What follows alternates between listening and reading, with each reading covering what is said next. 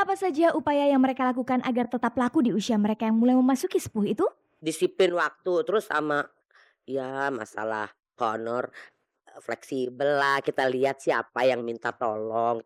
Acting ability. Jadi, ya orang akan mau pakai gitu, karena memang bisa mengikuti selera zaman. Pertama harus baik pada konsumen, baik kepada teman, ya toh.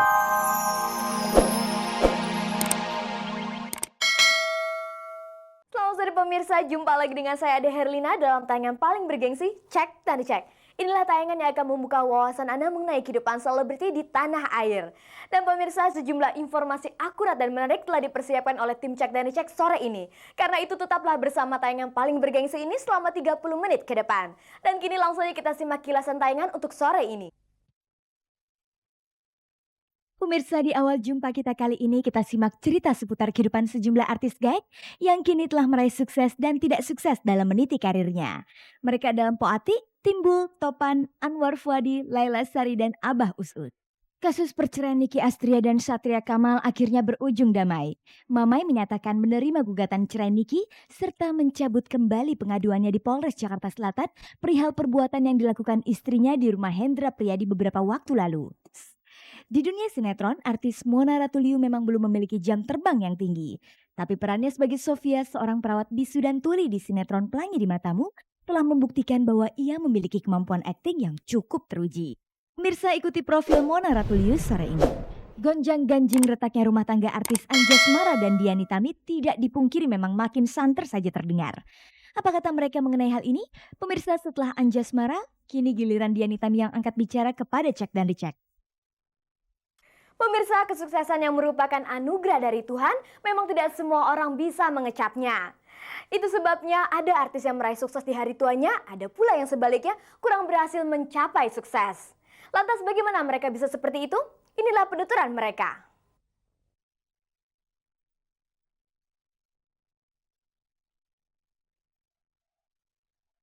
Pemirsa, kita tentu sepakat bahwa hidup ini seperti roda pedati. Kadang di atas, kadang di bawah.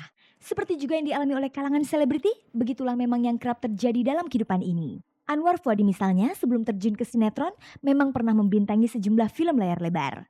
Tapi di jalur itu agaknya keberuntungan memang belum memihak kepadanya. Sebab nyaris tidak satupun dari film-film yang dimainkannya berhasil mengangkat nama Anwar Fuadi. Barulah ketika booming sinetron mulai bergema, popularitas Anwar makin menanjak. Sampai saat ini ia termasuk aktor yang sukses di hari tuanya. Selain Anwar Fuadi, artis lain yang termasuk berhasil meraih sukses adalah Timbul. Selain pernah main dalam sejumlah judul film layar lebar dan sinetron, Timbul juga terbilang sukses dengan ketoprak humornya di RCTI. Selain Timbul, kita juga mengenal artis lain yang tergolong sukses meniti karirnya di hari tua, mereka diantaranya Mpok Ati dan Topan. Untuk meraih kesuksesan itu, tentu saja jalan yang dilalui mereka panjang dan berliku.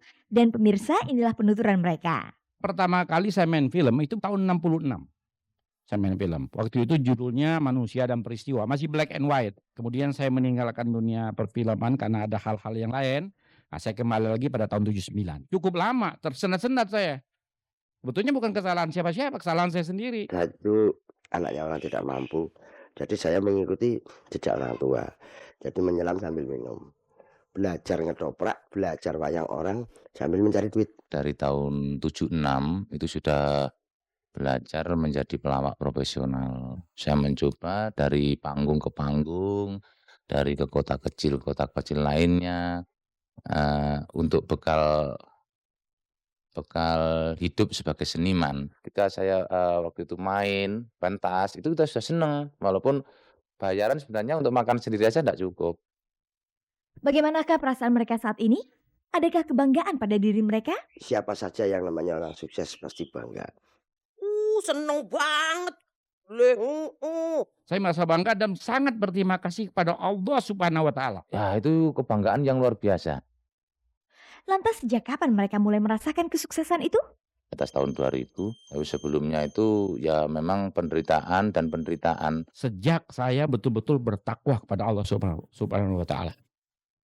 Menurut mereka, apa sebenarnya yang membuat mereka bisa terkenal dan sukses seperti sekarang ini? Sejak dulu saya selalu berpenampilan baik, berpakaian dengan baik, supaya rezeki saya juga baik. Yang bikin saya naik banget barangkali Star Fashion. Bapak Parwes ya, terutama, Bapak Shankar sama Bapak Indra. Terus kalau itunya barangkali sutradaranya yang ngedirect aku oke banget kali ya, jadinya aku disuruh gilingan setiap kali tampil harus begini sayang, belum gila aku harus ulang terus, itu kali ya. Terus terang aja, saya dari Ketoprak Umur RCTI, saya dilahirkan di sana. Peluang itu saya manfaatkan karena saya punya bekal yaitu tadi dari belajar di daerah-daerah itu untuk sebagai seniman profesional bagaimana. Apa saja upaya yang mereka lakukan agar tetap laku di usia mereka yang mulai memasuki sepuh itu? Disiplin waktu, terus sama ya masalah honor, fleksibel lah, kita lihat siapa yang minta tolong. Acting ability. Jadi, ya orang akan mau pakai gitu, karena memang bisa mengikuti selera zaman. Pertama harus baik pada konsumen, baik kepada teman, gitu. Ya kita sesuaikan dengan Samiaji itu, kita mengalah.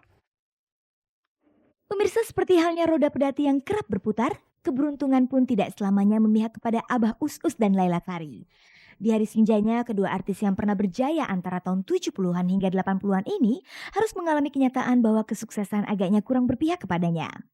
Maklum, artis yang pernah membintangi puluhan judul layar lebar ini nyaris sudah tidak bekerja lagi, terutama di bidang keartisan. Lantas dengan kenyataan seperti itu, bagaimana sebenarnya perasaan mereka? Kalau yang udah kaya itu ya, yang udah kaya mungkin karena udah kelebihan ya. Jadi dia itu mana ya kadang-kadang ada juga udahlah mak ngapain sih mak gitu. Karena ada anaknya mampu ya untuk membiayai hidup. Alhamdulillah Allah memberikan apa yang saya perlukan sekarang gitu aja. Sekarang ini apa yang mereka kerjakan untuk menopang kehidupan sehari-hari? Kan mah dagang. Tapi ya karena sekarang ini ya semuanya udah serba mahal ya. Ya sekarang bahan-bahan apa udah banyak yang mahal, yang naik. Boro-boro kita dapat untung ya. Paling pas-pasan. Nggak ada. Saya itu terus terang aja dari semenjak tahun 57 saya menyatakan bahwa saya akan hidup secara profesional di dalam bidang lawak melawak ini. Sampai saat ini, sampai saya berhadapan dengan mikrofon yang ini nih, saya belum pernah punya pekerjaan lain. Bagaimana komentar Abah Us-Us dan Laila Sari tentang popularitas mereka yang semakin memudar? Itu mah sudah wajar alamiah gitu kan. Alamiah lah kadang-kadang karena apa? Karena masyarakat itu walaupun bagaimana dia menginginkan sesuatu yang baru gitu. Biasa-biasa aja bagaimana sih. Emak punya jiwa besar kok. Karena emak punya prinsip ya. Walaupun emak udah tua, andai kata emak udah semakin ropoh gitu mah ini. Kita harus berhasil untuk menghibur diri sendiri. Biarkan kita menangis di hati, tapi kita tetap tersenyum di bibir.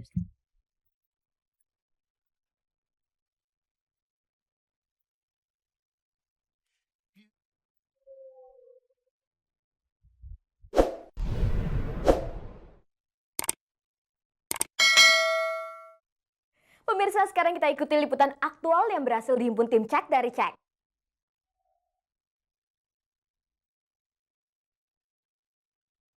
Pemirsa, inilah berita terkini tentang kasus perceraian yang melanda Niki Astria dan Satria Kamal. Setelah sempat ramai diberitakan akan bercerai, pasangan yang sudah pisah rumah sejak September tahun 2001 ini akhirnya menempuh jalan damai sebagai penyelesaian. Satria Kamal atau Mamai akhirnya menerima gugatan cerai Niki serta menarik kembali delik aduannya dari Polres Jakarta Selatan soal tuduhan berzina yang dilakukan Niki Astria beberapa waktu lalu di rumah Hendra Priyadi di kawasan Kuningan, Jakarta Selatan. Melalui kuasa hukum masing-masing, pasangan ini menyetujui agar pengadilan agama memutuskan perkawinan mereka karena perceraian. Itu pun dengan syarat hak perwalian dan pengasuhan kedua putri mereka yang masih di bawah umur, Obit dan Onil, berada di tangan Mamai hingga mereka dewasa.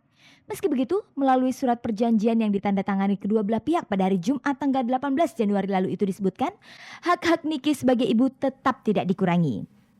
Artinya, sang anak tetap diberi kebebasan untuk bertemu atau tinggal sementara waktu dengan Niki Astria. Menyinggung upaya damai yang mereka tempuh secara keseluruhan, sebenarnya apa yang menjadi pertimbangan Niki dan Mamai mengambil jalan ini? Pemirsa, berikut penjelasan Henry Yosodiningrat, kuasa hukum Mamai yang ditemui Cek dan dicek di ruang kerjanya di kawasan perkantoran Kartika Chandra, Jakarta. Saya anggap ini merupakan win-win solution lah. Jadi saya sebagai seorang advokat tentunya sebagai seorang profesional saya juga harus melihat sisi lain karena ini menyangkut masalah perkembangan jiwa dari anak-anak yang masih di bawah umur. Sebagai seorang ayah, sebagai seorang kakek, saya harus memperhatikan sisi itu. Lalu bagaimana dengan Mamai sendiri? Apakah ia yakin bisa mengasuh kedua putrinya dengan baik di tengah-tengah kesibukannya sebagai pegawai swasta yang kabarnya sering keluar daerah? Mama udah pindah di Jakarta. Iya, sudah kerja di Jakarta. Dan dulu pun memang dia bekerja di Jakarta. Cuman sesekali dia ke sana, pernah sekali untuk 3 bulan lamanya. Ambon dalam keadaan rusuh ya.